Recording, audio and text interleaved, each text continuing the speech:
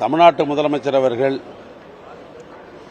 ஏற்கனவே தந்தை பெரியார், பேரறிஞர் அண்ணா, முத்தமிழர் கலைஞர் இந்த மூவரும் தமிழ்நாட்டில் இருக்கிற பெண்கள் எல்லாம் படிக்க வேண்டும் என்பதற்காக கழக ஆட்சி வருகிற பொழுதெல்லாம் அவர்களுக்கெல்லாம் முக்கியத்துவம் தந்து பெண்களை படிக்க வேண்டும் என்று சொன்னதோடு மட்டுமல்ல, பல்வேறு கல்லூரிகளை உருவாக்கினார்கள். அந்த வழியில் வந்திருக்கிற தமிழ்நாட்டு முதலமைச்சர் தன்னுடைய ஆட்சிக்கு பெயரே திராவிட மாடல் ஆட்சி என்று அதற்கு பெயர் சூட்டினார். அந்த அடிப்படையில் தான் இந்த ஆட்சியில் பெரும்பான்மையான பெண்களுக்கு பல்வேறு திட்டங்களை நிறைவேற்றிக் கொண்டிருக்கிறார்கள், ஆணை பிறப்பித்துக் கொண்டிருக்கிறார்கள். அந்த வகையில் தான் தமிழ்நாட்டில் இருக்கிற ஏழையிலே நடுத்தர குடும்பத்தில், குறிப்பாக அரசு பள்ளியிலே படித்துக் கொண்டிருக்கிற மாணவிகள் 10வதோடு அல்லது +2வோடு டிஸ்கண்டினியூ ஆகிடுறாங்க.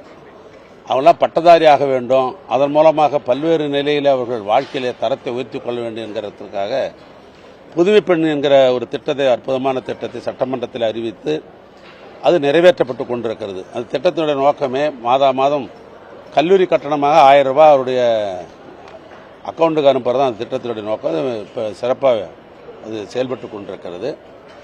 அதை அறிந்த பல்வேறு கல்லூரி மாணவர்கள் தன்னுடைய சுற்றுப்பயணத்திற்கு முதலமைச்சர் போகிற பொழுது அதே பள்ளிக்கூடத்தில் நாங்களும் தான் படிக்கிறோம், எங்களுக்கு அந்த உதவி தர வேண்டும் என்று பல்வேறு கோரிக்கைகள்லாம் வைத்தார்கள். அந்த கோரிக்கைக்கு செவிமடுத்து தமிழ்நாட்டு முதலமைச்சர் அவர்கள் சட்டமன்றத்தில் 110 விதியின் கீழ் மாணவர்களுக்கும் இந்த உதவித்தொகை வழங்கப்படும் என்று சொன்னதோடு மட்டுமல்ல, அந்த திட்டத்திற்கு தமிழ் புதல்வன் என்கிற ஒரு பெயரை சூட்டினார்கள்.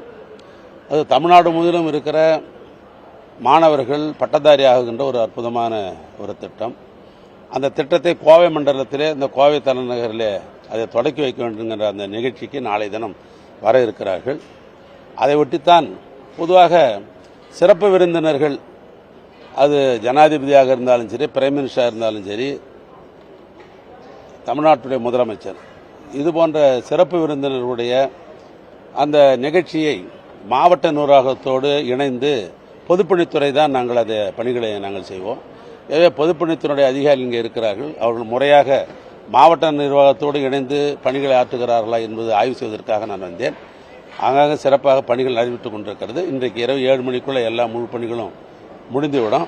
நாளை காலை முதலமைச்சர் அவர்கள் முதல் நிகழ்ச்சியாக இந்த நிகழ்ச்சியில் வந்து கலந்து கொள்கிறார்கள். அதனை தொடர்ந்து நம்முடைய கோயம்புத்தூரில் இருக்கிற பெரும்பான்மையான மக்கள் நெரிசலை குறைப்பதற்காக உக்கடம் பகுதியில் ஏறத்தாழ 481 கோடி ரூபாய் திட்ட மதிப்பீட்டில் பாலங்கள் கட்டப்பட்டிருக்கிறது. அந்த மேம்பால சாலையை 2வது நிகழ்ச்சியாக முதலமைச்சர் அவர்கள் திறந்து வைக்க இருக்கிறார்கள். அதனை தொடர்ந்து எங்களையெல்லாம் ஆளாக்கி எங்களுக்கெல்லாம் முகவரி தந்த முத்தமிழறிஞர் கலைஞர், தமிழ்நாட்டை 5 முறை ஆண்டவர், அவருடைய திருவுருவ சிலையை நம்முடைய கருமத்தம்பட்டி பகுதியில் நம்முடைய பொறுப்பு அமைச்சர் அண்ணன் முத்துசாமியுடைய பெரும் முயற்சியோடு அங்கே சிலை நிறுவப்பட்டிருக்கிறது. அந்த சிலையும் மாண்பு முதலமைச்சர் அவர்கள் திறந்து வைத்து மீண்டும் சென்னைக்கு திரும்ப இருக்கிறார்கள். எனவே இந்த பணிகளெல்லாம் ஆங்காங்கே சிறப்பாக நடைபெறுகிறதா என்பதை நம்முடைய பொறுப்பு அமைச்சர் அண்ணன் முத்துசாமியோடு இணைந்து அந்த பணிகளையும் பார்ப்பதற்காக வந்திருக்கிறேன். காவல்துறையை பொறுத்தளவுக்கு உங்களுக்கு தெரியும், தென்மண்டலத்தை பொறுத்தளவுக்கு சட்டம் ஒழுங்கு மிக சிறப்பாக இருக்கிறது. எனவே முதலமைச்சர் வருகை முன்னிட்டு கோயம்புத்தூரினுடைய காவல்துறை ஆணையாளர் அவர்களும் இந்த பணியிலே அங்காங்கு சிறப்பாக நடைபெறுகிறது என்று தன் துறையின் சார்பாக ஆய்வு மேற்கொண்டு வருகிறார்கள். ஆனால் இந்த பணி முடிந்தவுடனே இந்த நிகழ்வு மிக சிறப்பாக அமையும்.